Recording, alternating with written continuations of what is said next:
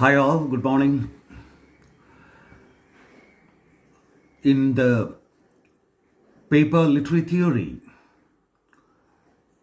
I am also assigned to do the last part given in the syllabus, that is about ecocriticism. We have been teaching you some of the literary theories, and ecocriticism is one of the theories which came up recently, and you get some headings regarding ecocriticism, some subheadings like ecofeminism, anthropomorphism, deep ecology, shallow ecology, etc. To deal with. First, we will discuss ecocriticism. So, as an introduction, you have to understand these two terms, that is, ecology and also environmentalism. And these two terms are more or less similar, but still there are subtle differences between these two. Just make a note of that initially. A writer called Rachel Carson,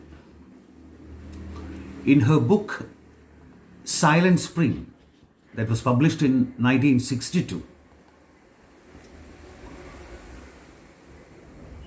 the term environmentalism received much attention. So she introduced, or she spoke at length about this term, environmentalism. Usually we speak of environment,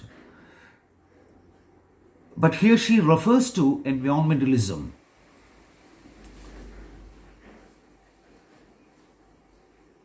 as a movement to protect nature and, of course, the natural environment for all non-human forms of life, from the destructive forces of man-made environmental disasters or the biodisasters. So nature should be protected from human beings, from the destructive tendencies of human beings, so that even non-human forms also get the right to live in this world. So many environmental activists with their organizations have sprung up throughout the world, and these activists organize protests. They raise funds for the preservation and protection of nature or restoration of native plant and non-human life. So the term became popular with the publication of this book. And a wider used term, or a wider term which covers the whole arena, is ecology. So ecology can be defined as the study of the complex web of relationships among living things. And among living things means animals, humans, insects, plants, etc. So it's a scientific study of the complex web of relationships among living things and the specific environments they inhabit. So it also studies the harmful effects of human mismanagement on natural environment. And it also speaks about how nature should be protected, should be preserved, should be conserved, etc. So more or less these two terms can be alternately used, but there are shades of meaning or shades of different meanings. And then we speak about ecocriticism. William Ruckert coined the term ecocriticism in 1978 to denote an application of ecological concepts to the study of literature. So the ecological concepts are linked to the study of literature. How nature is presented in literature. And what is the attitude of the writer in such aspects. These are examined. So this ecocriticism emerged in the literary field or literary studies during the 1990s, focusing on literary representations of the environment. And they also spoke about what those representations suggest about the literary work's attitude towards nature. Or to put it simply, how nature is presented in literary studies or literary texts. So these eco-critics strongly believed in the preservation of the natural world and in the proposition that human culture should respect and harmonize with nature. Their efforts were centered around how human beings should have a more, a rigorous bonding with the non-human forms of life and in this nature, so that all can live in a harmonized way.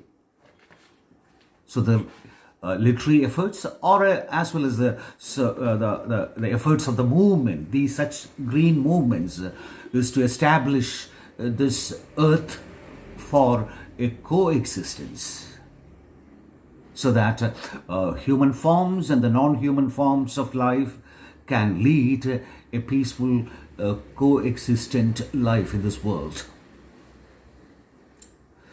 In a co-critic named Cheryl Glotfelty, she puts it like this, within quotes: eco-criticism is an earth-centered approach to literary studies. That's how she defines it.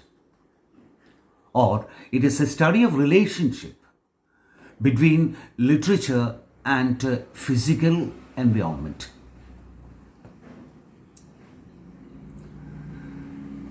And these eco-critics, or eco-criticism in general, they examine or look at the subtexts of literary works. They go deeper into the text and to find out how the patriarchal and capitalist attitude towards nature, or the so-called humanist, or the term is anthropomorphic attitude towards nature and the non-human worlds.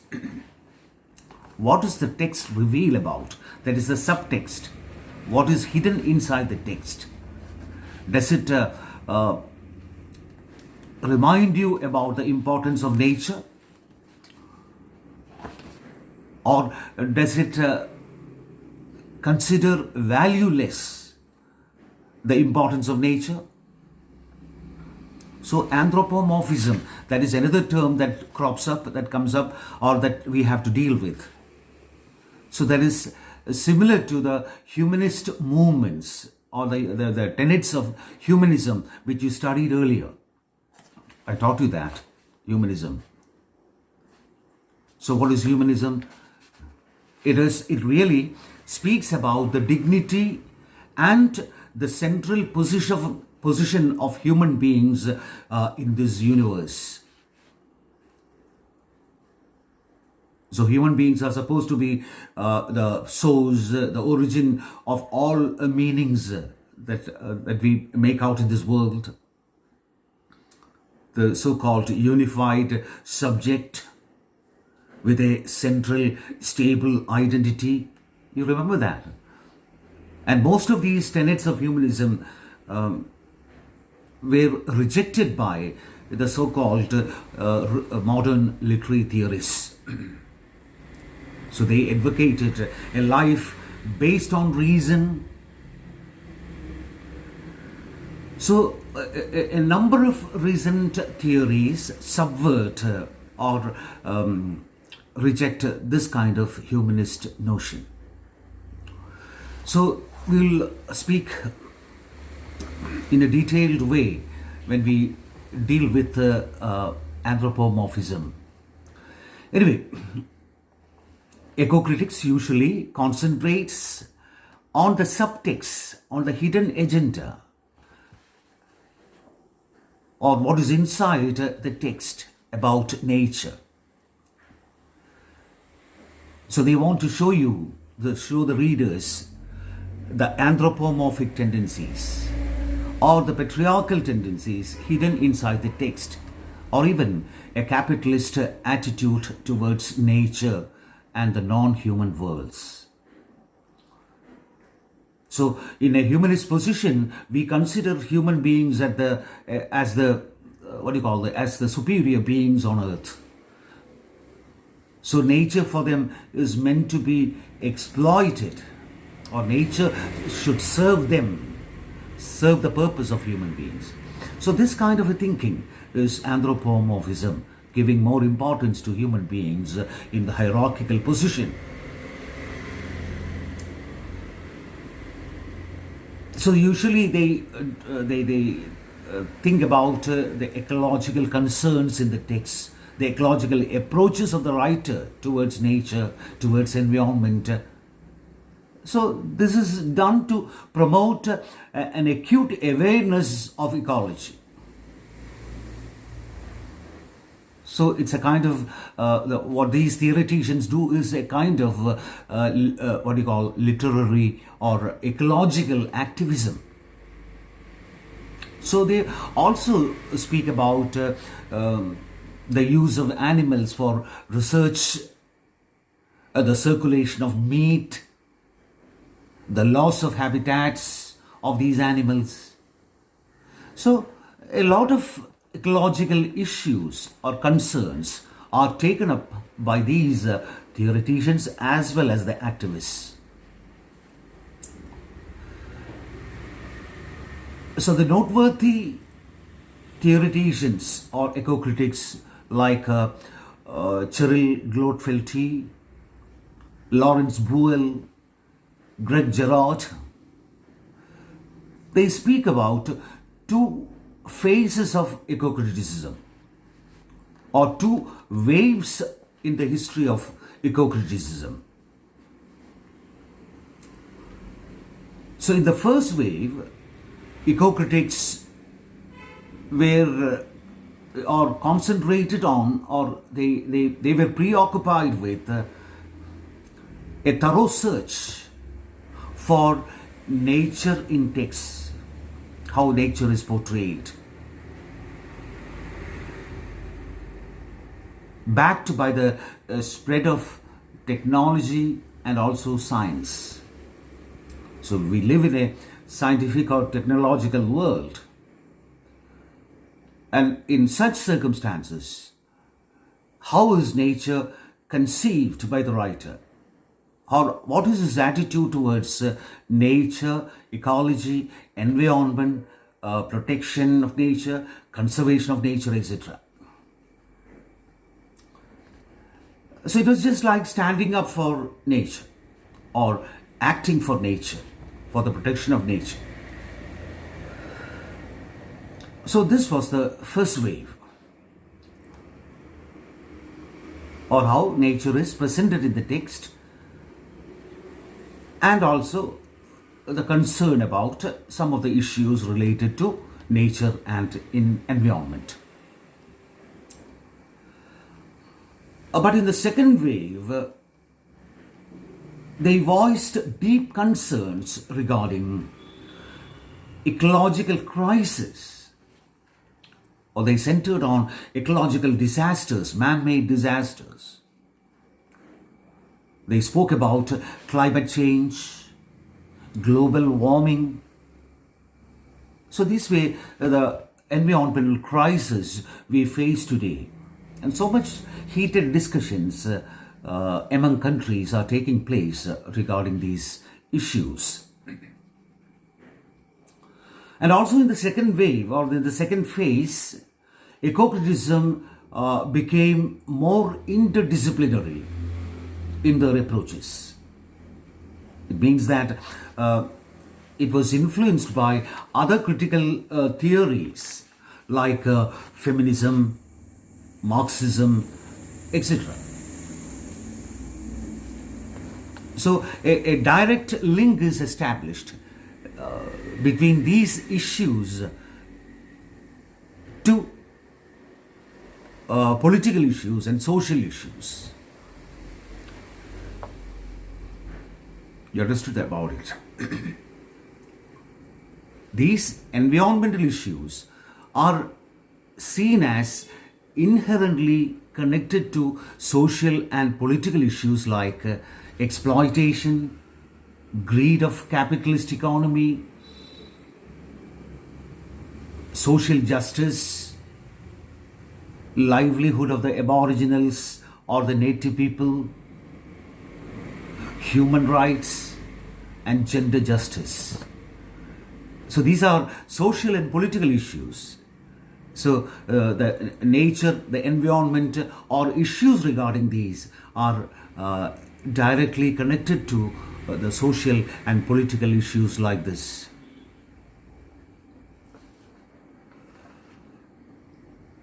So I will also speak about anthropomorphism given in the syllabus. And what is anthropomorphism? I told you that it is more or less the philosophy of humanism, or it is the concept of placing human beings at the center of the universe, a human-centered universe. So it's closely related to the Western philosophical notions. It has served as a basic principle of capitalism itself in Western industrial societies, or in Western industrial, even in democracies. We find the place of human beings at the center of this universe. That means the superiority of the human beings is always established in whatever discussions that happen. So such human-centered universe, as I told you, gives prime importance to human beings. They are considered as the only possessors of all essential values than all other species of non-human life. So we spoke about liberal humanism, which underscored the centrality of human beings. They are considered to be the embodiment or the epitome of reason, intelligence, with which they can control the whole universe. They can conquer the whole world because of their power of reasoning power and the power of intelligence. So this kind of philosophy is called anthropomorphism, and I told you it is just like the tenets behind humanism, which you all studied earlier. So in contrast to this anthropocentrism is biocentrism. And what is biocentrism?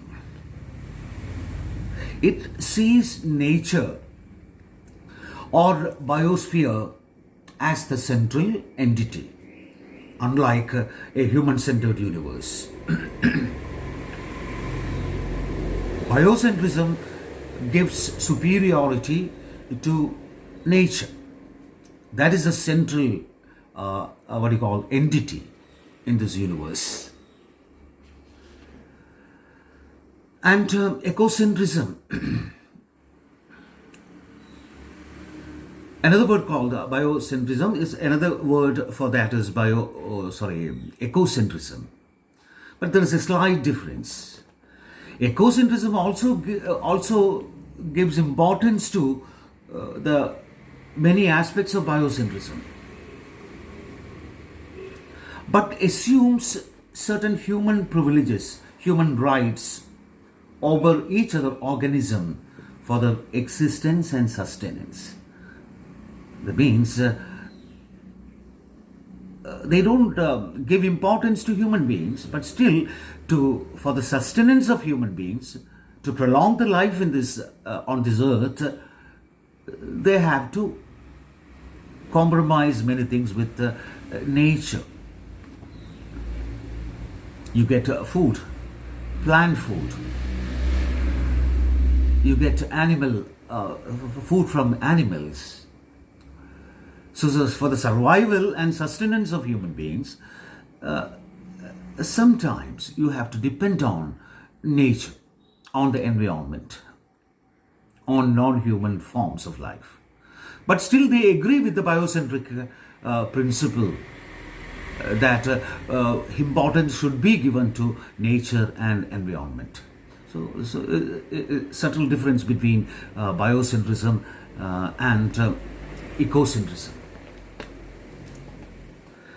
Then, but they don't approve of, or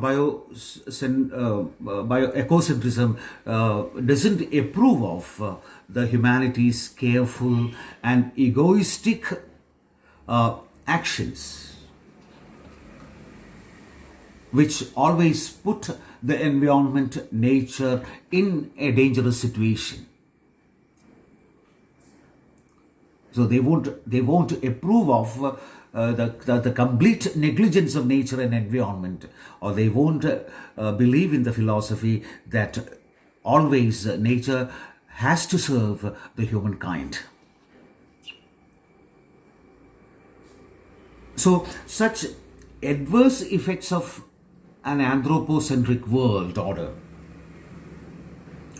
have led to enormous types of environmental crisis. It is man's carelessness, egoism that resulted in the intense exploitation of nature and environment, so that the nature and environment always face disasters only because of human negligence, and that should be avoided. So giving importance to non-human forms of life, that is the central motto behind biocentrism or ecocentrism. As I told you before, there is a slight difference between their approaches.